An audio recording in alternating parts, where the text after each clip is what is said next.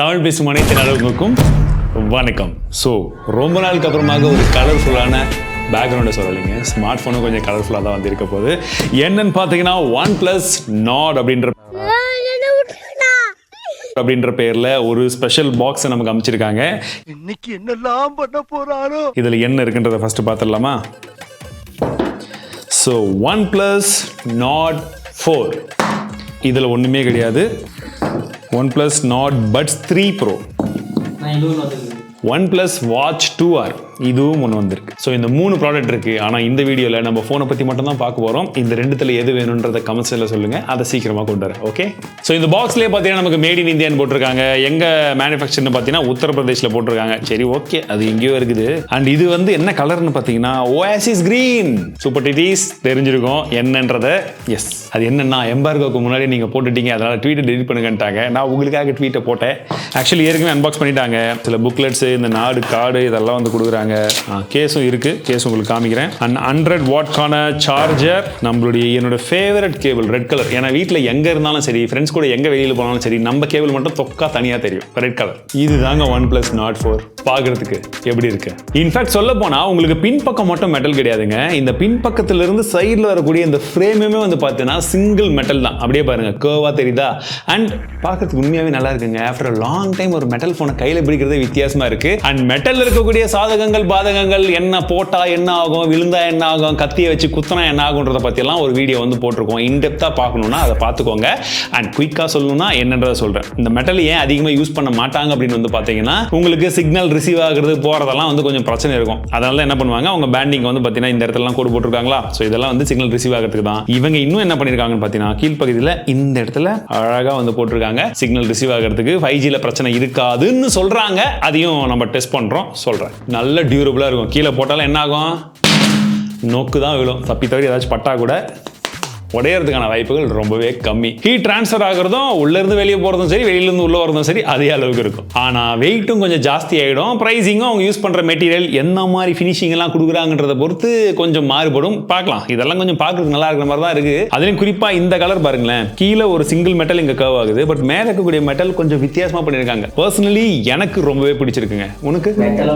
இது மெட்டலான்னு எனக்கும் தெரியல. பட் டிசைன் பார்க்கறதுக்கு நல்லா இருக்கு. நான் டிசைன் வைஸா கேட்கறேன், நல்லா இருக்குல்ல? எனக்கு பர்சனலி பிடிச்சிருக்கு. Any day I will choose this one. சரி, அப்போ எவ்வளோடா வெயிட் இருக்குன்னு பார்த்தீங்கன்னா 200 கிராம் இருக்குதுங்க. கையில் பிடிக்கும் போது ஓகே, மேனேஜ் பண்ணுற அளவுக்கு இருக்கு. ஏன்னா ஒரு சாலிடான ஃபீலோடு வருது இல்லை, அதனால. பட் நீ ஃபிசிக்கல் ஓரியூன்னு பார்க்கும்போது வலது பக்கமாக பவர் பட்டன், அதுக்கு மேலே வால்யூம் பார்க்க கீஸ் இருக்கு. அதுக்கு மேலே பார்த்தீங்கன்னா அந்த ஆண்டனா பேண்டிங் எல்லாம் கொடுத்துருக்காங்க. அண்ட் டாப்ல வந்து பார்த்தீங்கன்னா 2 ஆண்டனா பேண்டிங், நடுவில் வந்து பார்த்தீங்கன்னா ஐஆர் பிளாஸ்டர் இருக்கு. And secondary noise cancellation mic இருக்கு. அண்ட் கூடவே வந்து பார்த்தீங்கன்னா ஒரு ஸ்பீக்கர் வந்து கொடுத்துருக்காங்க. இடது பக்கமாக நம்ம நாட் சீரீஸ்ல எதிர்பார்க்கக்கூடிய அந்த OnePlus உடைய அலர்ட் ஸ்லைடர் அதை கொடுத்துருக்காங்க பேண்டிங் நடுவில். அண்ட் கீழே நமக்கு சிம் ஸ்லாட்ஸ் இருக்கு, டைப் சி போட்டு கொடுத்துருக்காங்க. அண்ட் ஸ்பீக்கரும் இருக்கு. அண்ட் இன்னொரு விஷயத்தை நோட்டீஸ் பண்ணேன், அந்த ஸ்க்ரூ கொஞ்சம் பார்க்கறதுக்கு சாட்டிஸ்ஃபைங் ஃபீலிங். இந்த போன்ல இருக்கக்கூடிய ரொம்ப பயங்கரமான விஷயம் என்ன தெரியுமா? Snapdragon 7+ Gen 3ன்ற ப்ராசஸர். ரொம்ப பயங்கரமான ஆளா இருப்பாரோ. அண்ட் இந்த ப்ராசஸர் எந்த அளவுக்கு பெர்ஃபார்மன்ஸ் அதிகமா இருக்கும், பயங்கரமா இருக்கும் அவங்க சொல்றாங்கன்னு பாத்தீங்கன்னா, 65% ஃபாஸ்டர் CPU இருக்கு, 130% ஃபாஸ்டர் GPU இருக்கு, 63% ஹையர் ANT2வும் வருதுன்னு சொல்றாங்க. அண்ட் இன்னைக்கு தேதியில அந்த ப்ராசஸர் வந்து பாத்தீங்கன்னா ஃபிளாக்ஷிப் ப்ராசஸர் அளவுக்கு அப்படின்னு அவங்க சொல்றாங்க. ஆனா இருக்குதா அப்படின்னு கேட்டீங்கன்னா, இந்த ப்ராசஸர் அந்த அளவுக்கு இருக்கு, இவங்க அந்த அளவுக்கு ஆப்டிமைஸ் பண்ணி கொடுத்துருக்காங்களான்னா அதான் இல்லை. ஏன்னா நாங்கள் ரன் பண்ண AnTuTu ஸ்கோரை பாருங்க, 2 தடவை ரன் பண்ணேன். ஃபர்ஸ்ட் டைம் ரன் பண்ணும் போதும் அதே 10 லட்சம் தான், செகண்ட் டைம் ரன் பண்ணும் போதும் அதே 10 லட்சம் தான் வருது. 7 Gen 3 8 லட்சம், இது 10 லட்சம் தான் வருது நமக்கு. எப்படி பார்த்தாலும் 60% எங்கப்பா, 20% 25% கூட வரலையவா? ஆனா இதே ப்ராசஸர் இருக்கக்கூடிய ரியல்மில வந்து பார்த்தீங்கன்னா 15 லட்சம் ஸ்கோர்லாம் வந்து வந்திருக்கு. ஸோ ஏதோ பண்ணியிருக்காங்க. சரி, CPU த்ராட்லிங் அதில் பார்த்தீங்கன்னா 72% வந்திருக்கு. ஆவரேஜான ஒரு ஸ்கோர், ஓரளவுக்கு ஆவரேஜுக்கு மேலே ஸ்கோர் கூட சொல்லுவேன். 3D எக்ஸ்ட்ரீம்ல நாங்கள் ரன் பண்ணி பார்த்து எங்க போட்டு தள்ளிடுவோமான்ட்டு அது பிளாக் பண்ணி வச்சிருக்காங்க, சுத்தமா வரல. இப்போ வீடியோ லைவ் பண்றதுக்கு முன்னாடி இன்னொரு தடவை டெஸ்ட் பண்ண ஆரம்பிச்சோம். இந்த டைம்ல பாத்தீங்கன்னா 3D எக்ஸ்ட்ரீம் ஸ்ட்ரெஸ் டெஸ்ட் வந்து ஒர்க் ஆச்சுங்க. ஆனா எவ்வளவு வந்தது தெரியுமா? ஸ்டெபிலிட்டி வெறும் 54 மட்டும் தான் வந்தது. இதனால தான் ஸ்டாப் பண்ணாங்களோ? OnePlus இந்த GPU இஷ்யூவை எப்பதான் சரி பண்ண போறாங்கன்னு தெரியல. ரீசெண்ட் டைம்ஸ்ல நிறைய இடத்துல அடிவாங்க. சரி, இதெல்லாம் பெஞ்ச்மார்க் என்ன ஏதுன்ற ஒரு பேசிக் ஐடியாக்கு தானே. டே டு டே பெர்ஃபார்மன்ஸ் ப்ராக்டிக்கலா எப்படி இருக்குன்னு பார்க்கும்போது நாங்க BGMஐ 30 மினிட்ஸ் வந்து விளையாடி பார்த்தோம். அதுல வந்து பாத்தீங்கன்னா உங்களுக்கு 17% பேட்டரி ட்ரெயின் ஆகுது. ஹீட்டிங்கை பொறுத்த வரைக்கும் 42 ல இருந்து 43 வரைக்கும் தான் மேக்ஸிமம் போகுது. அண்ட் ஹையஸ்ட் கிராஃபிக்ஸ் வந்து பாத்தீங்கன்னா உங்களுக்கு எக்ஸ்ட்ரீம் பிளஸ் வரைக்கும் போகுது. ஸோ 90 FPS இருந்தாலுமே நாங்க கண்டினியூஸா விளையாடும் போது உங்களுக்கே வந்து ஆவரேஜான FPS எவ்வளவு வந்ததுன்றது வந்து தெரியுது. ஒரு 80 வரைக்கும் வந்து மாறி மாறி போகுது. 78, 80 இந்த மாதிரி வந்து போகுது. ஸோ கேம் பிளே எக்ஸ்பீரியன்ஸை பொறுத்த வரைக்கும் நல்லா தான் இருக்கு. நடுவுல ஒரு சில இடத்துல மட்டும் அக்கேஷனலி கொஞ்சமா ஒரு ஃப்ரேம் டிராப்ஸை வந்து நோட்டீஸ் பண்ண முடிச்சது. ஆனா கேமிங் எக்ஸ்பீரியன்ஸை பொறுத்த வரைக்கும் நல்லா தான் இருந்துச்சு. ஒருவேளை அந்த டிராப்புமே இல்லாம இருந்தா இன்னுமே பெட்டரா இருந்திருக்கும். சரி, அடுத்ததா ஜென்ஷன் இம்பாக்ட்லயும் வந்து ட்ரை பண்ணி பார்த்தோம். இதுல வந்து பாத்தீங்கன்னா ஹையஸ்ட் கிராஃபிக்ஸ் செட்டிங்ஸ் வச்சு விளையாடி பார்த்தோம். இதுல வந்து உங்களுக்கு கன்சிஸ்டன்ட்லி வந்து பாத்தீங்கன்னா 60 FPS விளையாடும் போது எங்களுக்கு ஹீட்டிங் வந்து 46 ல இருந்து 47 வரைக்கும் போச்சு. இதுல தான் கொஞ்சம் ஹையஸ்டா வந்து புஷ் ஆச்சு. அண்ட் மத்தபடி வந்து பாத்தீங்கன்னா ஃப்ரேம் டிராப் நம்ம BGMல எப்படி சொன்னோமோ அதே மாதிரி தான் கண்டினியூஸா நாங்க 30 மினிட்ஸ் கேம் பிளே மட்டும் இன் பிட்வீன்ல ஒரு சில இடத்துல ஃப்ரேம் டிராப்ஸ் இருந்தது. அண்ட் பேட்டரி இந்த டைம் 20% ட்ரெயின் இருந்தது. ஆனா 2 கேம் விளையாடுறதுக்கு நடுவில் நல்ல கேப் விட்டு போன் எல்லாம் கூல் பண்ணிட்டு தான் விளையாடணும். ஸோ ஓவரால் பர்ஃபார்மன்ஸ்க்கு இந்த போன் என்னுடைய ஸ்கோர் கேட்டீங்கன்னா 65 மார்க்ஸ் தருவேன். ஆக்சுவலி இது 80 மார்க்ஸ் எடுக்க வேண்டிய ஒரு ப்ராசஸர் இந்த போன்ல கம்மியா இருக்கு. சரி, RAM டைப்னு பார்க்கும்போது LPDDR5S RAM டைப் கொடுத்திருக்காங்க. வாவ், செமப்பா, நல்லா கொடுத்திருக்கீங்க அப்படின்னு சொல்லி முடிச்சு UFS ஸ்டோரேஜ் பார்க்கும்போது UFS 4.1 கொடுத்திருக்காங்க. பரவாயில்லை அப்படின்னு சொல்லி தான் ஒரு ட்விஸ்ட். ஏன்னா 128GB மாடல் பேஸ் மாடல் அதை நீங்க எடுத்தீங்கன்னா UFS 3.1 தான் வரும். நீங்க டாப் எண்ட் எடுத்தீங்கன்னா மட்டும் தான் 4.2. அதுடைய ஸ்டோரேஜ் டெஸ்டும் ரன் பண்ணி பார்த்தோம். ஓரளவுக்கு வேகமாவே இருக்கு. டிஸ்ப்ளே பர்சனலி எனக்கு பிடிச்சதுங்க. ஃபிளாட்டான டிஸ்ப்ளே தான், பட் உங்களுக்கு பார்க்கிறதுக்கு சிமெட்ரிக்கான ஒரு பெசல்ஸ் இருக்கு. இன்ஃபேக்ட் ரொம்ப மினிமலான ஒரு பெசல் தான். நல்ல ஒரு டிஸ்ப்ளே வந்து கொடுத்துருக்காங்க. வியூவிங் ஆங்கிள்ஸுமே நல்லா இருந்துச்சு. எனக்கு ஒரு சில வீடியோஸ் எல்லாம் வந்து பார்க்கும்போது கூட கலர்ஸ் எல்லாம் நல்லா பஞ்சியா இருந்தது. அண்ட் இன்டோர்லயா இருக்கட்டும் அவுட்டோர்லயா இருக்கட்டும் பிரைட்னஸ்ல எந்த ஒரு விஷயமே வந்து கிடையாது. நல்ல யூசபிலிட்டியோட இருக்கு. குறிப்பா சொல்ல போனா பீக் பிரைட்னஸ் வந்து பாத்தீங்கன்னா உங்களுக்கு 2150 நிட்ஸ்னு சொன்னாங்க. HBM எவ்வளவுன்னு தெரியல, தெரிஞ்ச உடனே மென்ஷன் பண்றேன். அண்ட் மழைக்காலம் வந்தாச்சு. நீங்க ஒருவேளை மொபைல்லாம் யூஸ் பண்ண பழகிட்டு வெட்டச்ல இல்லாம இருந்தா செம கடுப்பா இருக்கும். ஏன்னா இந்த போனை டெஸ்ட் பண்ணும் போதே நிறைய பேர் அதை ஃபீல் பண்ணுவாங்க டீம்ல. வெட்டச் இதுல இருக்கு. IP65 ரேட்டிங் வந்து கொடுத்திருக்காங்க. Audio quality one of the best எப்பவுமே OnePlus ஸ்மார்ட் போன்ல இருக்கும். பிரீமியம்ல இதுலயுமே அது இருக்குங்க. நல்ல குவாலிட்டி, பேஸுமே நல்லா இருக்கு. அண்ட் அவங்க எல்லா போன்லயும் கொடுக்கக்கூடிய ஹாப்டிக்ஸுமே இதுலயுமே சூப்பரா கொடுத்திருக்காங்க. நல்ல ஒரு ரெஸ்பான்ஸ். கேமராக்கு இந்த வாட்டி Lite 600 சென்சர் யூஸ் பண்ணிருக்காங்க. பிரைமரி கேமரா 60 மெகாபிக்சல், உங்களுக்கு OIS சப்போர்ட்டும் இருக்கு. 8 megapixel ultra wide sensor and 16 மெகாபிக்சலுக்கான செல்ஃபி இருக்கு. நாங்க எடுத்த சாம்பிள் இமேஜஸ் இந்த போன்ல மட்டும் காமிச்சா எப்படி? இந்த போன் CE4 அண்ட் 11R இப்போ ஆஃபர்ல உங்களுக்கு 30,000 ரூபாய்க்கு கிடைக்குது. சோ இந்த மூணுத்துலயுமே எடுத்து கம்பேர் பண்ணிருக்கேன். ABC உங்களுக்கு எது பிடிச்சிருக்குன்றத சொல்லுங்க. ஓட் பண்ணிட்டீங்களா?